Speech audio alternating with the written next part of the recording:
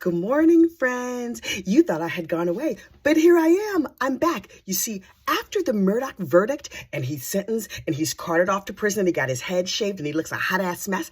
I thought, okay, we're all done now, right? Okay, bye-bye, Alex. See you later, my boo. But no, news keeps coming out. Who knew? Okay, so this is not directly Alex Murdaugh news. It is Murdaugh adjacent news. So I'm just going to put it right here in the Murdaugh section so we can keep everything straight. First of all, the latest news on Russell Laffitte. You remember Russell Laffitte? Back around Thanksgiving, Alex's co-conspirator at the bank, Russell Laffitte, got sentenced to prison. The trial was riveting.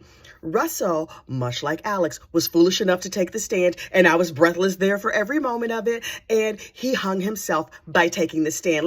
Oops, I accidentally let him be overdrawn by millions and millions of dollars and giving him a loan with no paperwork. My bad. Can I go home now? And the judge was like, no, boo. So off to prison you go.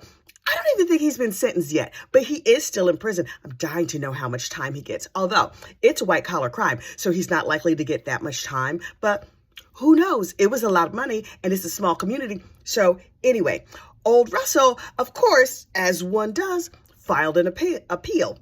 Well, the decision on that appeal came down yesterday, and the judge was like, no. Now, they said it in other words, but the general idea was like, bitch, what? What? No, no. So he's not going to get a new trial. Enjoy prison, Russell. Listen, you got to spend Thanksgiving at home. I think he even got Christmas. He's going down. Wait, is he in jail yet? He might still be free.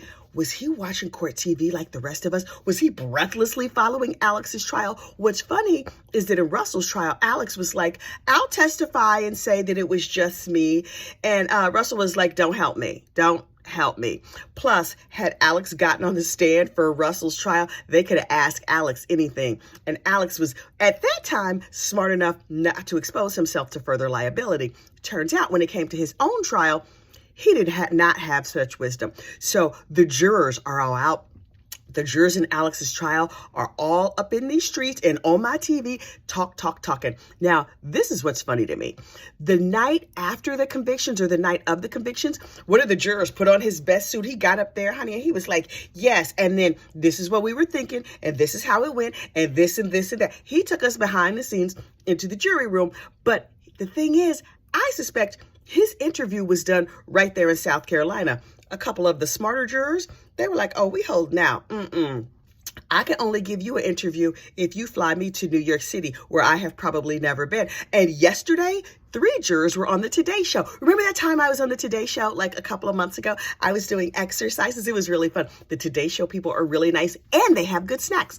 So the people who were, the 3 jurors that were on the Today Show, well, honey, they were right here in New York City. Good for them for holding out. They were like, you just want to interview me here in the basement of the courthouse? No, thank you. I'm going to need a ticket to someplace and possibly a nice hotel and extra days and a car service to and from. So they got an all expenses paid trip to New York. Good for them. And then they got up there in their Sunday best. They were nice, respectable members of the community. And they were like, he hung himself. And it wasn't about the financial crimes.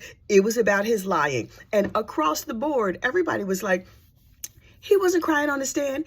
We saw he did a Real Housewives, right? All he needed was a triangle where he just like dabbed in the corner of his eyes. But oh no, he pulled out a tissue and blew some snot. There was a lot of face mucus.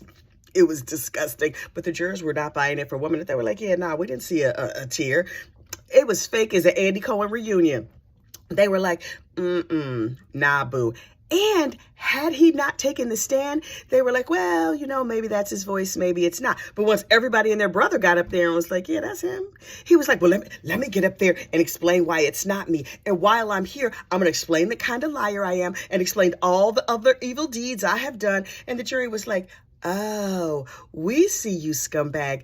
Good night. And sent his behind to prison. He got convicted. Everybody was talking about the fact that the jurors couldn't have notebooks during the trial. Well, those jurors were smart cookies. On all those 5 million breaks, they would go back, get a pad and pen, write down their questions.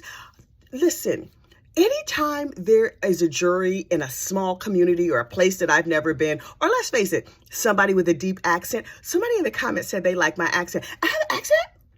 know. Somebody once told me I sounded like Wendy Williams, like the quality of my voice or the way that I speak sounds like Wendy Williams. And I'm like, Wendy Williams has a very distinct New Jersey accent. Do I sound like I'm from New Jersey? Tell me in the comments. I'm dying to know what accent I have. Now, listen, I was born and raised in Indiana, and so I didn't think I had an accent then. And then I moved to the East Coast 30 years ago, and now every time I go back and visit my relatives, I'm like, oh, y'all have a cute accent. And they're like, our accent, your kid's accent. I'm like, oh, my babies have an accent, because I don't hear it. Now, see, my husband is from the South Bronx. He has the voice, the quality of his voice says, I will cut you. Like, that is the general theme and demeanor. Even when he's smiling and being nice, he's the sweetest man alive. I'm so in love with him. Even after all these years, I'm mad about that boy. Oh God. But his voice, because he's like, yo, he sounds like he would cut you and not blink twice. But he actually wouldn't, unless you harmed his wife or child, because he is very protective of his wife, and you do not want to run afoul of Mr. Gossip, Rumor, and Innuendo, because that's not going to go good for you.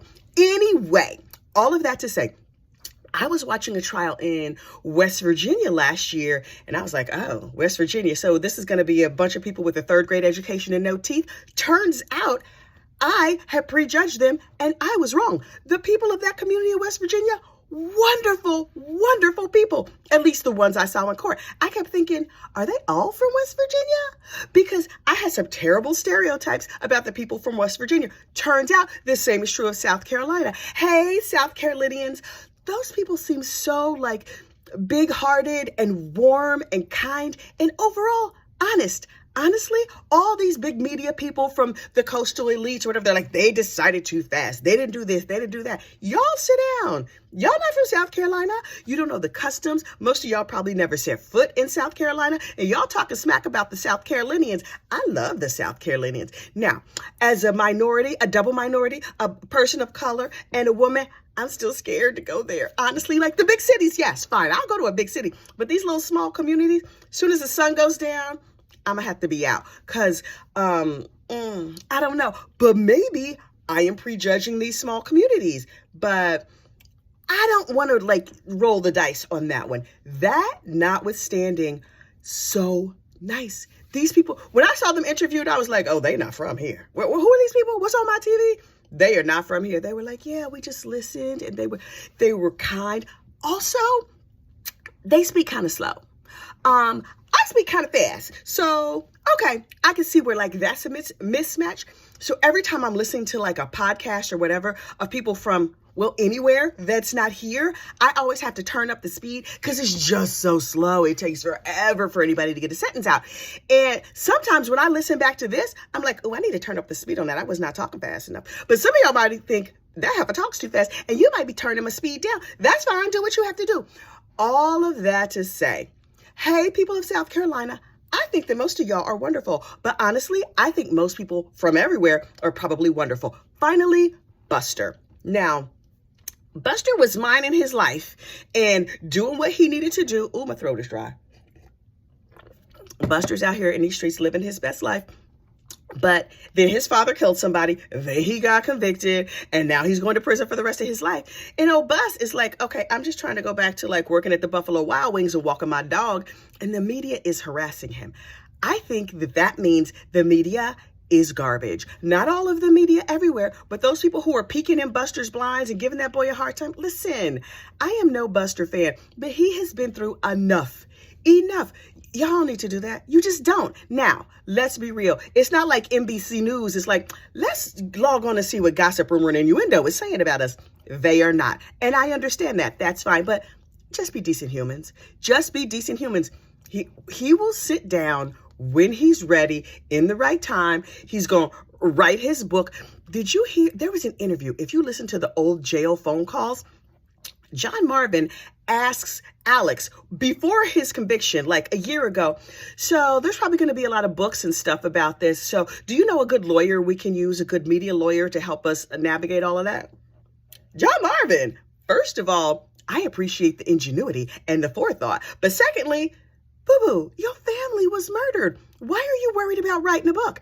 Buster, Simon & Schuster and Penguin Random House and all these people are like, hey, Bus, book deal. Oh boy, might not have to work again forever because based on the Slayer statute, Alex can't make money from this, but those jurors, the bailiff, the judge, all of his relatives, anybody who ever drove past Moselle, honey, everybody is getting a book. CB Rowe, he not gonna have to worry about sunflowers no more. CB Rowe, the groundskeeper, that dude who keeps the dogs, Dr. Kenny Kinsey with the gunshot, whatever, everybody getting a book. If you go on your podcast feed, everybody has a podcast, everybody has a special, including me, but I was running my mouth before Murdaugh, so there's that. So, bottom line, leave Buster alone. Wait till his book comes out, and in anticipation of his book, he will be interviewed right here in New York City by some big media personality, probably like a year and a half from now when we have all forgotten about it, and then all the fuss will come back. Buster don't need to go to law school. Buster can make his cute coin, but only for a minute, because, Lori Vallow and them is coming up. And so her cheerings is going to make a book and a movie and a whatever else. In the meantime, let Buster heal and grieve. Just be a good human, media. Just be a good human. And instead of running after him, just listen to me. Gossip, rumor, and innuendo. We got tea. We know things. We know people on the inside. Or we follow all the latest gossip. Plus, the Daily Mail just seems to be leaping out of bushes. And I think that is unkind. Use a long-range lens like you have manners. Don't be knocking on this boy's door. Get him from a distance. Just don't approach. Don't approach. He filed a police report to keep the people away. And I hope that they will honor that. Because, it's South Carolina. Them people have guns, and clearly they are not afraid to use them. They're going to F around and find out. They about to find out. I need to find out how long it's going to take me to get to the gym. I've had my coffee, already did a little spinning this morning. I packed my lunch, and now I got to go work out because, as you know, my cute does not happen automatically. I have to work at it. I hope you're working at it too. You have a great day. Bye.